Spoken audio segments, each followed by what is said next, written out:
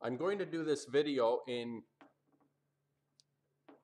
support of a person in British Columbia, Dana Durnford, who has been called in front of the courts for attempting to expose the greatest catastrophe in the history. Probably, I would say that life on this planet has been apparently developing over 4.5 billion years. And what's really quite interesting to me is that about 560 million years ago, there seemed to be an explosion in what we understand to be life. From a few amoeba-type crawlers that supposedly have been there for 4 billion years, all of a sudden, a mystery. The Cambrian, the Precambrian and the Cambrian period, everything explodes into life. Well, what we're witnessing now is the reversal of that incredible event 560 million years ago, which is the opposite to the Cambrian period where everything exploded, life exploded. We are seeing the opposite, and I'm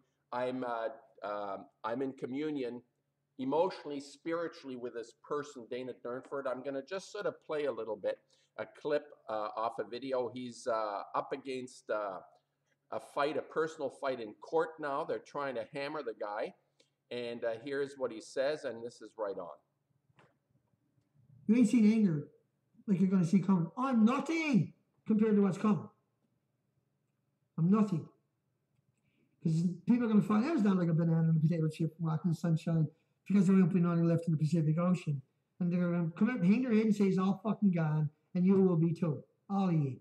All you fuckers that tormented me and tried to stop me from doing what I was doing and completely unfounded, smeared me everywhere I went and everything I'd done, and harassed me and criminalized me and vilified me constantly. You still not? As you hear, the frustration, the level, the work that he's been doing on exposing the catastrophe called Fukushima on the entire Pacific Ocean, which is dying, which is near death, and people have vilified, as he says, and I've been going on about this since March. My first video was on March 19th, 2011. I was, within a week, I realized the enormity of this, and Durnford has been vilified for asking for people to be hanged that have been lying about this, and he is not even close. Well, he's probably close. He understands the backlash that is going to happen when people figure this out. When people figure this out, and I'm just going to put a little clip on here as well of a video that I did in March of 2012, 11th of March 2012. I'm going to repost this a little bit in this thing where I talked about the fact that nobody in the media is talking about this. This is 3 years ago, or 3.5 years ago, where I was saying that this is the most incredible event that has occurred in the history since 560 million years ago on our planet, and it's the opposite. It's not, we are now experiencing an explosion of life. No, we're experiencing an extinction event. And this is actually been confirmed by so-called science, which have agreed an extinction. Oh, geez, why? Why is this happening? Now, the struggle that we face, and I saying this, you know, if you're not interested, just go back to sleep, go into your chairs and sleep. But why are you hounding people like Durnford? Why? I've actually been hounded because I'm saying this is very, very dangerous for all of life on this planet, and we're probably way beyond any kind of point of return. I have no idea. I don't have a crystal ball to see what is going to be like in 50 years.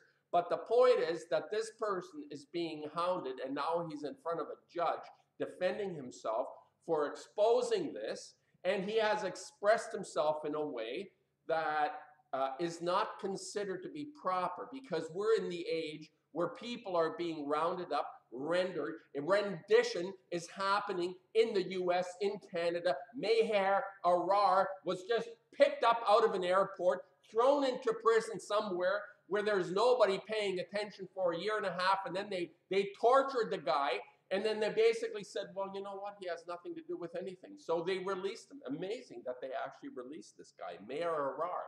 Look into the Google Maher Arar and the apology by the government. A year and a half in prison, tortured somewhere in the Middle East or Afghanistan, where they have their rendition camps. This is outrageous. We are no longer in a democracy where people are actually the ones that choose, because people don't care to choose anymore, the way people don't care that this festering boil on our planet called Fukushima is destroying everything. So I am saying in support of Durnford that if you're not interested in this, just go away. And I think we'll be able to rouse. I think humanity has been very patient with the oligarchs, with the people that are running the joint, but it's running close. I say the Fukushima panic is on because the complacency is a form of panic. That's how I see it. But Durnford is pointing out the fact that this is going to be so epic. The outrage and anger is going to be so epic once this hits the frontal lobe. And I'm going to attach a series of paintings after this clip that represents for me, I call it the dead men standing. And I'm no longer, I'm not presenting my Fukushima paintings because it's useless. There is no point in me trying to expose this through my paintings that I call my Fukushima paintings. I'm going to try it another way.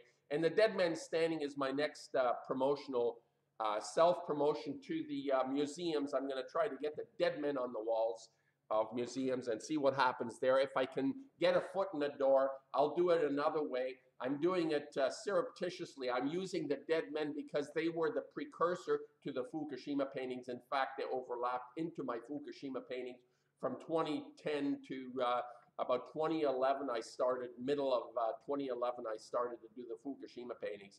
So anyway, I'll attach this clip from March 11th, the anniversary, the first anniversary that I made this video, and then I'll touch the dead men standing. I'm going to try and promote the dead men standing and people that, people of conscience, I call people of conscience that have been with us, person like Durnford, and the way I've been going on, I've had some support. It's not many, but wow, what a battle this person is facing. What a battle. It can't be easy, and he's frustrated. You can hear it. I'll attach a link to his videos, or his video of this particular one. The three monkeys are lined up perfectly in a row. Three little monkeys. I'm listening to the Fukushima anniversary radio programs on CBC, just a short snippet. I can't listen to that stuff much anymore. CBC this morning broadcasting the sob stories of people. I feel for them. They are significant in their minute world, but in the big scheme of things, you know, people are dying left, right, and center all the time, and to hear how a person is getting a blood transfusion from generous people in Japan one day after the disaster and everything is falling around people in Japan, but they think of a person over here in Canada. How wonderful, terrific. But you know what they don't talk about? This entire program, not one mention about the fact that this toxic boil, this festering boil on the surface of our planet is spewing out deadly toxins that are going to kill millions, tens of millions, maybe hundreds of millions of people down the road, maybe not today and tomorrow. And the person who got the blood transfusion, she's gone too. This is an epic proportion disaster that nobody is willing to recognize. The three monkeys, out in force again, called the media. They're out there spewing their crap. So here we are. We are dead men standing. That's who we are. Until this is resolved, we're dead men standing. Now, my argument, my anger around this is this.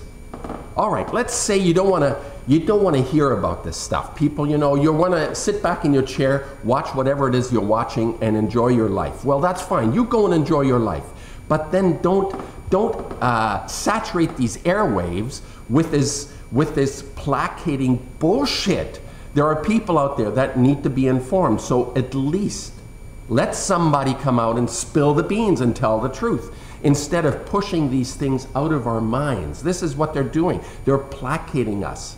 They're not trying to instill the terror and fear that's required for us to become active, I guess, with this horrendous disaster that is unfolding, that boil, that bubble, that festering wound on the top of our planet somewhere, and it's just, you know, radiating out. And meanwhile, all these people in the media are just placating us. And I was thinking this morning before I was, you know, this rant is brewing, how to relate this thing to my art experience. And this is another thing, I have a beef with artists.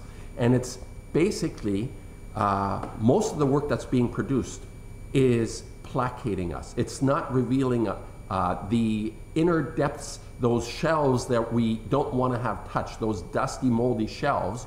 You know, it's like an art experience is something that challenges the parts in us that don't want to be touched. We don't want to look at this. You know, it's like we look at, yeah, we play around with the idea of the bohemian being like a nutbag running around, pulling their hair out, cutting their ears off. Yeah, we're willing to entertain that. But in fact, when somebody does work that challenges that conformity in us, it's ridiculed, it's ignored, it's dismissed. And this is the same thing in art as it is in the real world of day-to-day life, where media comes on, you know, television, radio, talks to us about things that don't really matter. Yes, they feel like they matter, but they don't really matter.